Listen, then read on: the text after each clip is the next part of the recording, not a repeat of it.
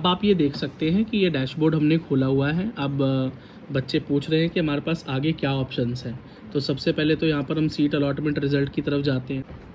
तो जैसे ही हमने यहाँ पर क्लिक किया तो हमें यहाँ पर अलॉटमेंट लेटर देखने को मिला। मैं पूरा दिखा नहीं सकता हूँ क्योंकि किसी बच्चे का पर्सनल इसके अंदर इन्फो है।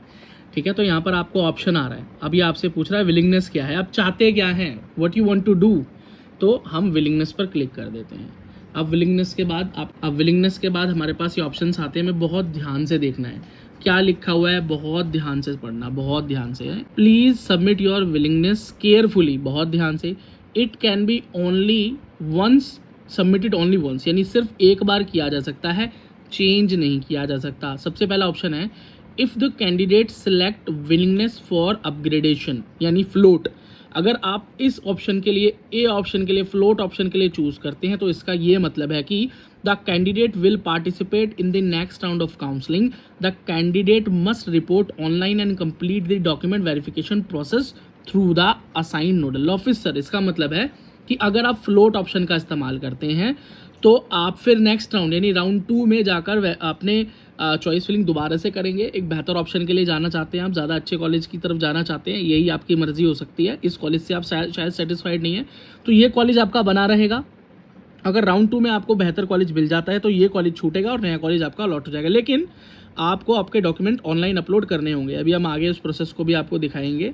और यहाँ पर अगर आप सेकंड ऑप्शन चूज करते हैं, if the candidate select willingness freeze, यानी जो कॉलेज आपको मिल गया राउंड 1 में, इसी कॉलेज में एडमिशन लेना चाहते हैं, आप सेकंड राउंड में नहीं जाना चाहते, आपको कुछ और आवश्यकता है ही नहीं, आप तो यही एडमिशन लेना चाहते हैं, फाइनली यही आपका डिसीजन है, तो इस केस में आप फ्रीज ऑप्शन का इस्तेमाल करेंगे और सबमिट कर देंगे। इस केस में आपको कोई भी ऑनलाइन डॉक्यूमेंट नहीं डालने।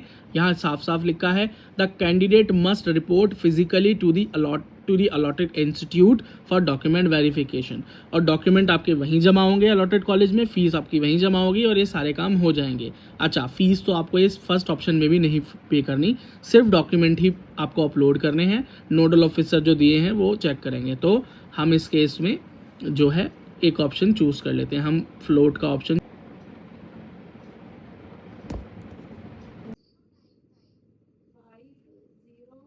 विलिंगनेस सबमिट की है तो यहाँ पर आया है कि अब यहाँ पर आपकी विलिंगनेस जो है वो सबमिट हो गई है। अब यहाँ पर आ रहा है कि I want to participate in next round of counselling. ठीक है, अब जब नेक्स्ट राउंड ऑफ काउंसलिंग होगी उसमें आप पार्टिसिपेट करेंगे राउंड 2 में और ये कॉलेज आपका बना रहेगा। अगर उस राउंड में आपको कोई बेहतर कॉलेज नहीं मिलता जिसकी भी आप तलाश कर रहे हैं तो फिर आपका यही कॉलेज आपको अलॉटेड रहेगा। अब उसके बाद आपको करना क्या है, आपको डॉक्यूमेंट्स अपलोड करने हैं। ठीक है, अब डॉक्यूमेंट्स में क्या क्या मांगा जा रहा है आपसे, तो डॉक्यूमेंट्स में आपसे क्या क्या मांगा जा रहा है, तो सबसे पहले आपको एडमिट कार्ड सबमिट करना है अपना। उसके बाद आपको आपका नीट का स्कोर कार्ड डालना है। फिर डेट ऑफ बर्थ का सर्टिफिकेट डालना है तो ठीक, नहीं है तो 10th की मार्कशीट या पासिंग सर्टिफिकेट डाल देना जहाँ आपका डेट ऑफ बर्थ मेंशन होना चाहिए। फिर 10th की मार्कशीट अलग से डालनी है, फिर 12th की मार्कशीट डालनी है, पासिंग सर्टिफिकेट कह लीजिए। और उसके बाद आपको आपका ओबीसी सर्टिफिकेट, इस केस में ये जो बच्चा है ये ओबीसी है तो इनको ओबीसी सर्टिफिकेट सबमिट करना है। यहाँ पर इन बच्चे को ओबीसी सर्टिफिकेट सबमिट करना है तो ये अपना ओबीसी सर्टिफिकेट यहाँ पर सबमिट कर देंगे। ठीक है, और ये करने के बाद नोडल ऑफिसर इसे चेक करेगा। अगर सभी कुछ ओके होगा तो कोई प्रॉब्लम नहीं होगी, अगर किसी डॉक्यूमेंट में कोई प्रॉब्लम होगी तो डिस्क्रिपेंसी आ जाएगी और उसको दोबारा से रीअपलोड करने का ऑप्शन बच्चे को मिल जाएगा। ठीक है बच्चों, तो ये पूरा प्रोसेस हुआ आपका।